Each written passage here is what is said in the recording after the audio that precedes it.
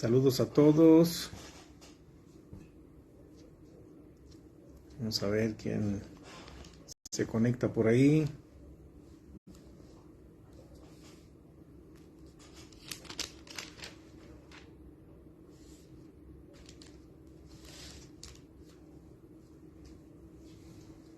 Bien, saludos a todos los que se están conectando. Me da gusto por acá verlos y poder compartirles algún pensamiento. Shalom, shalom. Shabbat shalom, Joel. Está por ahí. Muy bien. Quiero comenzar el día de hoy, la reflexión del día de hoy, leyéndoles una porción de la escritura que está en la carta a los judíos, carta a los hebreos. Y quisiera leerles esta porción. Saludos, Dulce, Shabbat Shalom. Dice la escritura sagrada: es pues la fe, la certeza de lo que se espera, la convicción de lo que no se ve. Porque por ella alcanzaron buen testimonio los antiguos. Por la fe entendemos haber sido constituido el universo por la palabra de Dios, de modo que lo que se ve fue hecho de lo que no se veía. Por la fe Abel ofreció a Dios más excelente sacrificio que Caín, por lo cual alcanzó testimonio de que era justo. Y ya vemos aquí que la fe siempre trae acción, ¿verdad? Y dice: por la fe Enoc fue traspuesto para no ver muerte, y no fue hallado porque lo traspuso Dios. Antes que fuese traspuesto, tuvo testimonio de haber agradado a Dios. Y no creo que solamente agradó a Dios en palabras, sino también en acciones. Y dice: pero sin fe es imposible agradar a Dios, porque es necesario que el que se acerca a Dios crea que le hay y que es galardonador de los que le buscan. Por la fe Noé, cuando fue advertido por Dios acerca de cosas que aún no se veían, con temor preparó el arca en que su casa se salvase, y por esa fe condenó al mundo y fue hecho heredero de la justicia que viene por la fe. Por la fe Noé construyó un arca. Por la fe Abraham, siendo llamado, obedeció para salir al lugar que había de recibir como herencia, y salió sin saber a dónde iba. Por la fe habitó como extranjero en la tierra prometida, como en tierra ajena, morando en tiendas con Isaac y Jacob, coherederos de la misma promesa. Porque esperaba una ciudad, la que tiene fundamentos, cuyo arquitecto y constructor es el Creador. Por la fe también, la misma Sara, siendo estéril, recibió fuerza para concebir y dio a luz, aún fuera del tiempo de la edad, porque creyó que era fiel y que era fiel quien lo había prometido. Y obviamente no es aquí en el caso de Sara, nos dice la escritura que ella recibió fuerza para concebir, aún fuera del tiempo de la edad, porque creyó que era fiel quien lo había prometido. Pero esto no sin antes haber vivido una vida de justicia, haber vivido una vida con sus acciones, confiando en el Creador, siendo la compañera de Abraham. También dice: por lo cual también de uno y ese casi muerto salieron como las estrellas del cielo en multitud, y como la arena innumerable que está en la orilla del mar. Esto se refiere a Abraham. Conforme a la fe murieron todos estos sin haber recibido lo prometido, sino mirándolo de lejos y creyéndolo y saludándolo y confesando que eran extranjeros y peregrinos sobre la tierra. Nos habla este capítulo que, poniendo el testimonio de todos estos hombres, que son puros hombres del llamado Antiguo Testamento, son hombres que fueron justificados o dieron testimonio de la fe, de que fueron hombres de fe. Y empezando desde Abel, ellos dieron testimonio que eran hombres de fe. También dice en el 18 17 dice, por la fe Abraham cuando fue probado ofreció a Isaac, habiéndosele dicho, en Isaac te será llamada descendencia, pensando que Dios es poderoso para levantar aún de entre los muertos, donde en sentido figurado también le volvió a recibir.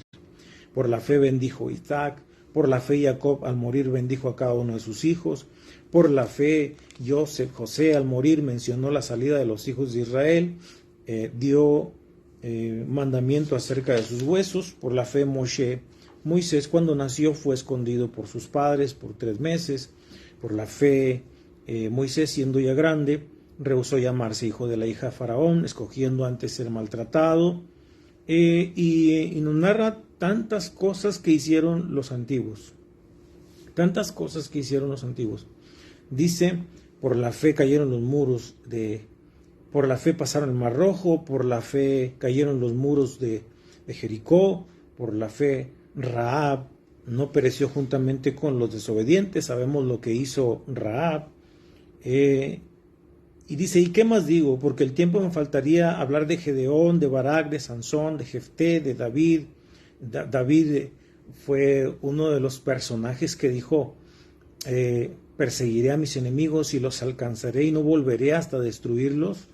Está en 2 de Samuel 22, en el cántico de David, un hombre de fe, pero que tenía la fuerza. De hecho, ahí mismo en el cántico de David dice, quien me ciñe de fuerza. Y podemos ver que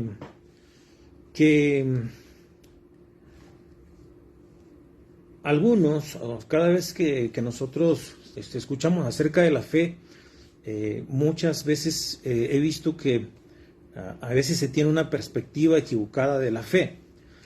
Pues pensamos que tener fe significa dejar todo en manos de Dios y yo sentarme de brazos cruzados. Y la verdad es totalmente contraria, porque cuando aumento mi fe, creo más en el concepto y la idea. Esto me hace actuar y esforzarme más. Cuando menos actúo es porque no tengo fe, porque carezco de fe. Entonces, no debería ser que una persona falta de voluntad se esconda detrás del concepto de la fe para sentirse exento de hacer su propio esfuerzo. Eso no debería ser. ¿Por qué? Por todos los ejemplos que vemos acá.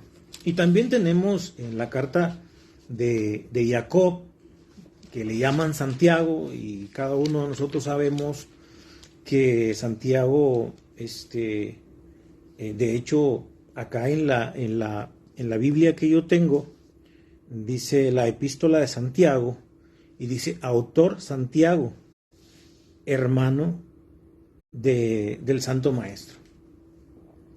Y sabemos que el hermano del Santo Maestro no se llamaba Santiago, se llamaba Jacob. Entonces, en la carta de Jacob, en el capítulo 2, nos dice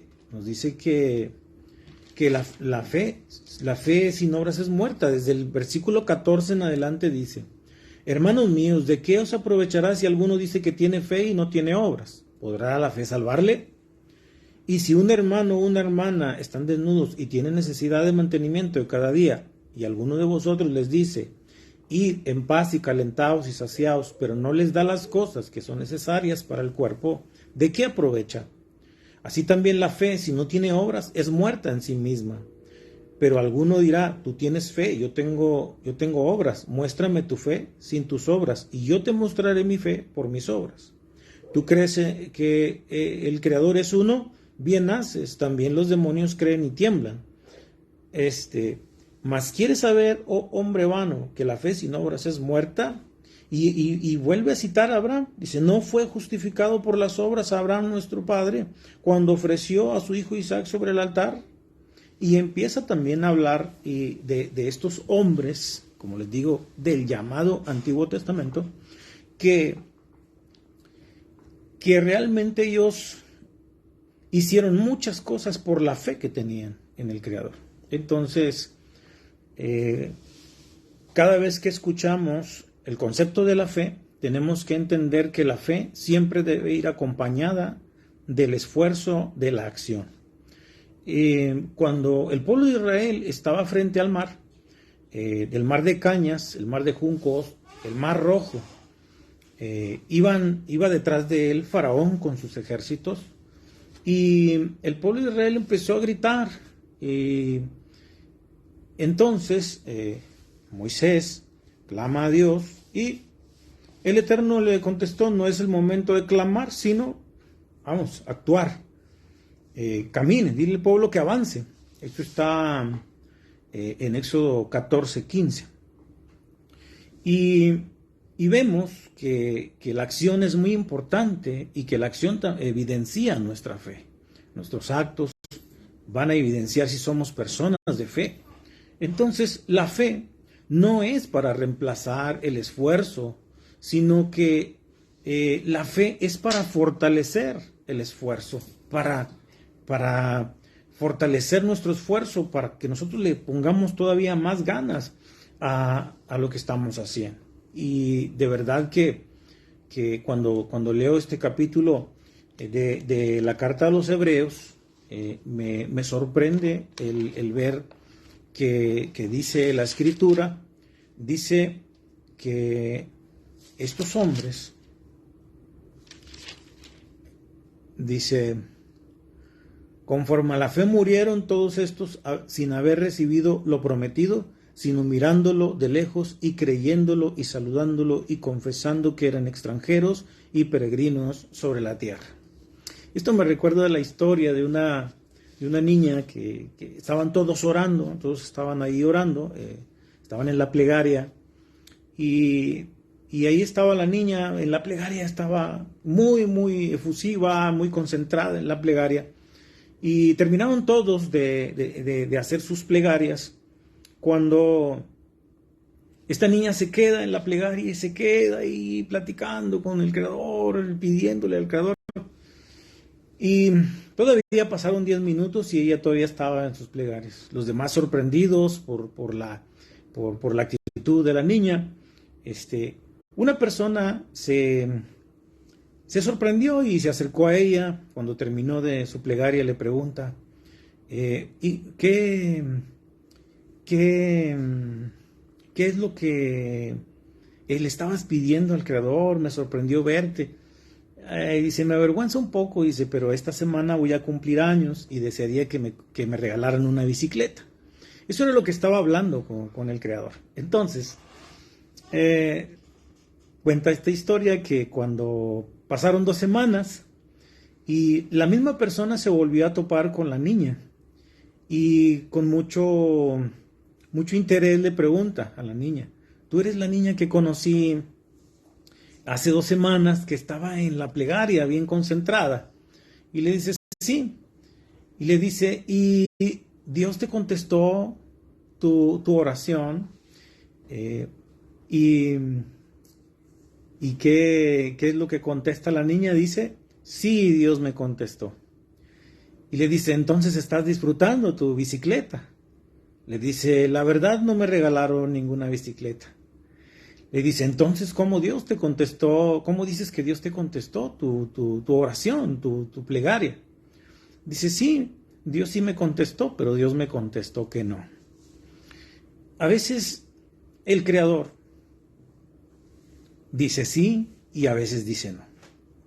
Una persona de fe, una persona que tiene fe, una persona que cree en Dios, sabemos que deberíamos creer en el Creador como estos hombres. Creer no porque nos vaya a dar algo, o no porque nos vaya a dar cualquier cosa, sino por su divinidad, por quién es Él, porque es el Creador del mundo, porque Él en todo está, porque Él está en la creación, porque Él es grande, porque Él es maravilloso, porque Él es bondadoso, porque es misericordioso. Por eso deberíamos creer en Él. Y por otro lado, hacemos plegarias pidiéndole sus bendiciones, que las bendiciones que queremos para nosotros, y todo lo bueno que deseamos para nosotros. Aquí hay algo que nosotros debemos saber, que la esencia de la idolatría es que toda persona que es idólatra va a decir, Dios, yo quiero que me des esto, yo quiero que me des aquello, yo quiero que me des aquello otro. Y es poner a Dios al servicio del hombre. ¿Qué puede hacer Dios por mí? Eso pregunta el idólatra. Eso es la esencia de la idolatría. Pero la persona que tiene un servicio verdadero al Creador, a Dios, esa persona dice, Dios, ¿qué puedo hacer por ti? ¿Qué puedo hacer yo por ti? Y la verdad no es que Dios necesite algo de nosotros. Si nosotros vamos a una escritura en el libro de Job, en el capítulo 35, en el versículo del 5 en adelante, dice así. Dice, mira a los cielos y ve, y considera que las nubes son más altas que tú. Si pecares, ¿qué habrás logrado contra él? Dice, si pecares, ¿qué habrás logrado contra él? Y si tus rebeliones se multiplicaren, ¿qué le harás tú a él? O sea, a Dios. En el 7 dice, si fueres justo, ¿qué le darás a él? ¿O qué recibirá de tu mano? Al hombre como tú dañará tu impiedad, y al Hijo del Hombre aprovechará tu justicia. O sea que lo malo que hagamos nos dañará a nosotros, y lo bueno que hagamos nos beneficiará a nosotros. No es que Dios necesite algo de nosotros, no. Es que nosotros necesitamos de Él. Ese es el servicio divino, el entender que cuánto necesito de Dios en mi vida, cuánto necesito del Creador en mi vida. Y poder nosotros creer en Él, no porque nos pueda dar algo que siempre nos da. Los milagros están sucediendo todo el tiempo a nuestro alrededor. De hecho, el habernos levantado el día de hoy en la mañana y haberle dicho gracias, Padre, por la vida, sentirse con vida, respirar, eso es un milagro. Es un milagro que podamos tener nuestras manos, nuestros pies, que tengamos salud. Es un milagro.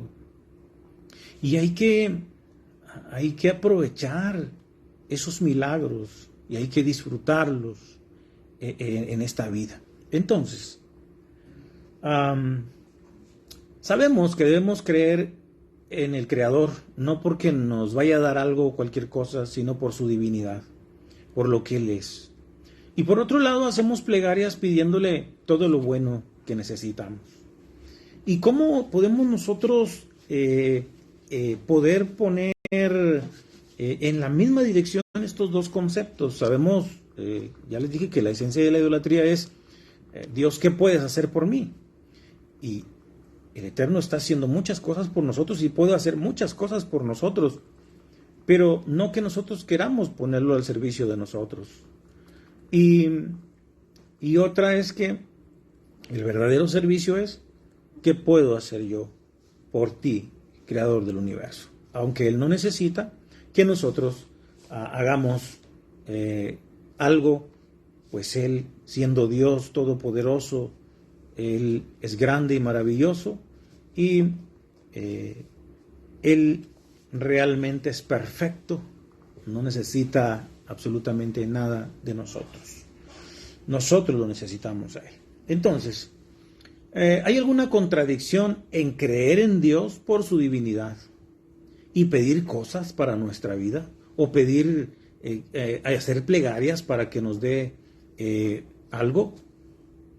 Alguien dijo, o es lo uno o es lo otro. No pueden ser las dos. Ahora, nos podemos encontrar en un conflicto a veces entre la creencia absoluta de que uno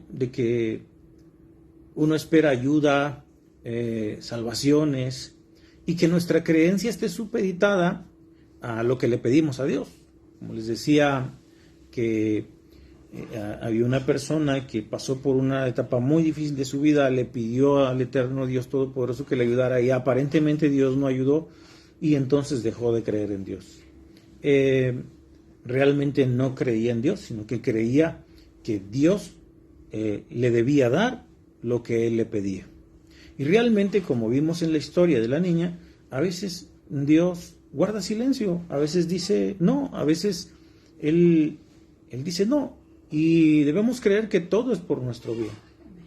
Ahora, hay un conflicto entre la creencia absoluta de que el Eterno nos puede dar algo bueno o que debemos creer en Dios solamente por su divinidad y no debemos pedir nada. Si nos inclinamos por la primera, ¿para qué hacemos plegarias? Estaría de más, pero si nos inclinamos por la segunda, ¿acaso estamos condicionando nuestra creencia en Dios solamente si recibimos lo que pedimos? Y si no lo recibimos, ¿no? ¿Acaso a eso está condicionado nuestra creencia en Dios? Y la verdad es que en las enseñanzas de los sabios y en las enseñanzas de la Torá y en las enseñanzas de la Escritura, está autorizado al hombre servir al Creador esperando una recompensa. Y la verdad es que no somos nadie para prohibirlo.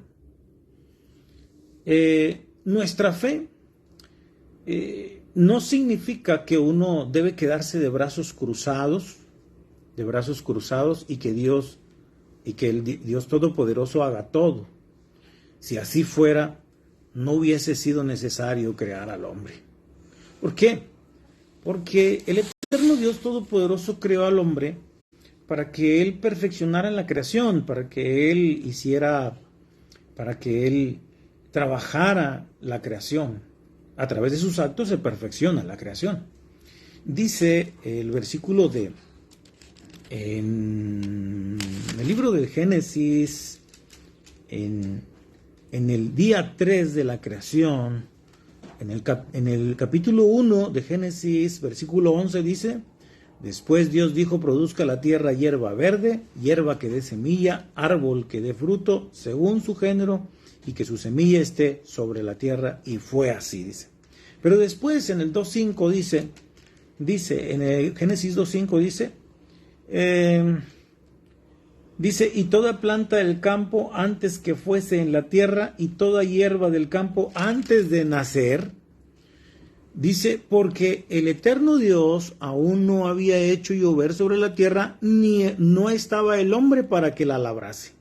O sea que,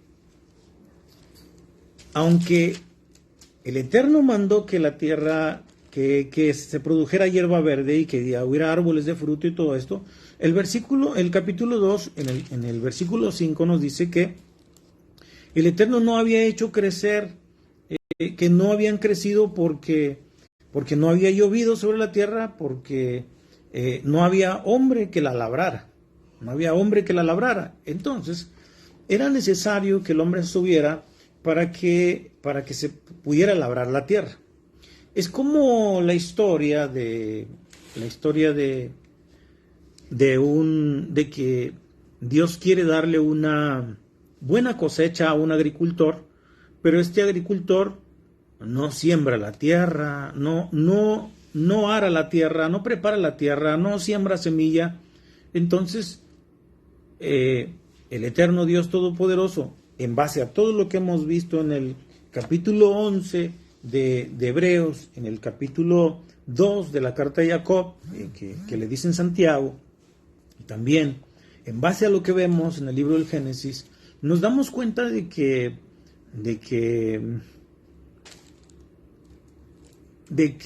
es muy necesario que en todo lo que la mano del hombre tiene que estar, donde se tiene que esforzar el hombre, ahí el Eterno, en base a las acciones del hombre, es que Él manda las cosas. Entonces, si el Eterno Dios Todopoderoso le quiere dar una buena cosecha a un agricultor, pues ese agricultor tiene que estar en el trabajo, tiene que estar echándole ganas a preparar la tierra, a sembrar la semilla, y el Eterno le va a dar su cosecha. Pero si no hace nada, ¿cómo el Eterno le va a dar su cosecha? En base a todo lo que vimos, vemos que la fe y la acción no son antagónicos, de hecho que se necesitan el uno al otro. El hombre fue creado por el Creador, porque el hombre tiene la posibilidad de hacer, de construir, pero también tiene la posibilidad de destruir, de hacer el bien o de hacer el mal, ¿verdad? Entonces, también podemos poner otro ejemplo de que Dios, el Dios Todopoderoso, aunque un hombre tenga buena semilla, tenga buena tierra, tenga el mejor abono, tenga todo eso, si el Eterno no manda lluvia, entonces no va a tener una buena cosecha. Eso es fe. Y hubo hombres, dice el capítulo 11 de Hebreos, el tiempo me faltaría para poder hablar de los hombres que fueron hombres de fe. Nos faltaría el tiempo. Y podemos ver también en el caso del rey Ezequías, en Segunda de Reyes, capítulo 18 y 19. Y en el 19, en los últimos versículos, vemos toda la historia de que el rey Sennacherib vino a hacerle la guerra, y que dice, y aconteció que aquella noche, en Segunda de Reyes 19:35 dice, y aconteció que aquella misma noche salió el ángel del Eterno y mató en el campamento de los asirios a 185,000, y cuando se levantaron por la mañana, he aquí que todo era cuerpos muertos. Y entonces Sennacherib, rey de Asiria, se fue y volvió a Nínive, donde se quedó, y aconteció que mientras él adoraba en el templo de Nisroch, su dios, Adramelech y Sarcer, sus hijos, lo hirieron a espada y huyeron a la tierra de Ararat, y reinó en su lugar Esaradón, su hijo. Y pareciera ser que Ezequías no hizo nada para que el ángel del Eterno viniera y lo salvara de sus enemigos. Pero realmente acá en el capítulo 18, dice que Ezequías quitó los lugares altos, quebró las imágenes, cortó los símbolos de acera e hizo pedazos la serpiente de bronce que había hecho Moshe, y porque hasta entonces le quemaban incienso a los hijos de Israel. Y dice, y en el eterno Dios de Israel puso su esperanza, o sea, su fe. Y dice, ni después ni antes de él hubo otro como entre todos los reyes de Judá, porque siguió al Eterno y no se apartó de él, sino que guardó sus mandamientos que el Eterno prescribió a Moisés. O sea, este rey Ezequías dice que guardó todos los mandamientos de la Torá. Todos los mandamientos de la Torá, los que le prescribió el Eterno a Moisés. O sea que él estaba en el esfuerzo, en el servicio divino, y esa fue la causa de que el Creador del mundo mandara el ángel para que destruyera a los asirios. Pero también tenemos el otro ejemplo que hablábamos de el rey David, quien él peleaba sus batallas y le ganaba a sus enemigos, como dijo en 2 Samuel 22, perseguiré a mis enemigos, los alcanzaré y no volveré hasta acabarlos. Algo muy importante para nosotros es esforzarnos. Hemos sido creados para tener la posibilidad, la fuerza para poder hacer y lograr un objetivo en la vida. Gran parte de eso también es pedirle ayuda al Creador y entender que uno está aquí para hacer, para construir, para hacer el bien, para mejorar, para construirse a uno mismo, para dar, para ser una buena persona, pero eso no lo puedo hacer solo. Obviamente, todos estos hombres tuvieron la ayuda divina. Algo muy importante es que la fe se trata de que uno dé su esfuerzo y poder recibir la ayuda divina en base a ese esfuerzo, porque la fe sin obras es muerta. Y también le preguntaron a un sabio y le dijeron, pero precisamente ¿dónde comienza la fe? precisamente ¿dónde comienza la fe? Esta persona dijo, la fe comienza cuando tú ya estás dando todo tu esfuerzo y sientes que ya no puedes dar más. Ahí comienza la fe. O sea, es algo que la misma fe que tienes te empuja a dar todavía más y esforzarte más, que a veces nosotros pudiéramos decir, es que ya di todo. Bueno, ahí comienza la fe. Esfuérzate, sigue adelante. Y entonces podremos ver cosas sorprendentes en nuestra vida. Una maestra le dijo a un niño, le dio un problema de matemáticas a un niño. Pasó un rato y el niño no lo resolvió. La maestra le preguntó, ¿por qué no lo resolviste? Y el niño le dijo, hay que obedecerle a usted, maestra. Usted dijo que era un problema. Si yo lo resuelvo, va a dejar de ser problema. Y usted dijo que tenía que ser problema.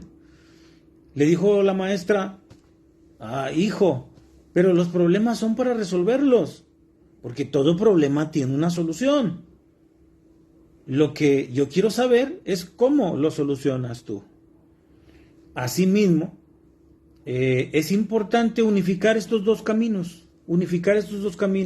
No basta con creer que Dios nos está ayudando. De hecho, Él siempre nos ayudará en la medida de nuestro esfuerzo. Como les dije acerca de este agricultor a quien Dios le quiere dar una buena cosecha, pues tiene que hacer su esfuerzo en sembrar la tierra, en arar la tierra. Entonces, en base a esto, si quieres ser sabio, pues hay que estudiar. Y es que a veces nosotros pensamos que como Salomón le pidió sabiduría al creador del universo y el creador del universo se la dio, pues pensamos que esa sabiduría le llegó a Salomón como la Matrix. O sea, solamente quiero sabiduría y ya, se entró en mi cabeza, ¿no? Y pensamos que Salomón nunca agarró un libro, nunca se puso a estudiar y esas cosas, cuando realmente no es así. Que tuvo la ayuda divina, sí, tuvo la ayuda divina para alcanzar esa sabiduría. El Creador, podemos decir, podría ser, y que Dios Todopoderoso le facilitó el camino, pero él tuvo que hacer su esfuerzo. Entonces, si queremos experimentar la ayuda divina, tenemos que esforzarnos también y poner de nuestra parte, porque este mundo es el mundo de la acción, es el mundo del esfuerzo. Si tú te quedas solo esperando de brazos cruzados, no creo que sea por ahí, porque Dios Todopoderoso está esperando que nosotros nos movamos, ya que en base a lo que vimos en el Génesis, en todo lo que esté en la mano del hombre, se necesita el esfuerzo del hombre y la ayuda del Creador, porque todo lo que logremos va a ser por la ayuda de Él, pero también tenemos que dar nuestro esfuerzo, pues a eso vinimos al mundo. Entonces, si nosotros estamos en un punto donde nos estamos esforzando por cualquier circunstancia que nosotros pareciera ser imposible, que no la podemos superar, o si estamos nosotros en un tiempo, no sé, si estás deprimido y sientes que no puedes salir de la depresión, si estás enfermo y piensas que no puedes salir de la enfermedad, tienes que hacer tu esfuerzo. Y cuando ya has tocado todas las puertas y aún así hay una puerta que tocar, la puerta de la plegaria. Esa puerta también es muy importante.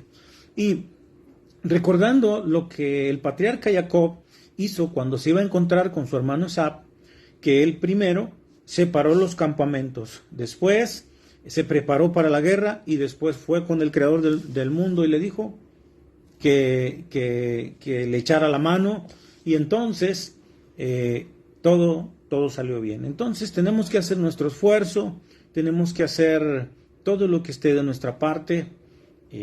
Recuerda, poco a poco, ir haciendo cambios poco a poco en la vida, que los cambios más trascendentales no se logran de la noche a la mañana, sino se logran poco a poco, y con nuestro esfuerzo y con nuestra fe puesta en el Creador, incluso que a veces la vida parece un poco accidentada, podremos salir adelante en todas las cosas de la vida. Saludos a cada uno de ustedes, Joel, Dulce, Shabbat Shalom, Geo, Shabbat Shalom, Jesse, Shabbat Shalom, Don Toño, Shabbat Shalom, y Marielita, buenas noches a todos. Espero les haya ayudado esta reflexión. Saludos a todos, bendiciones a todos.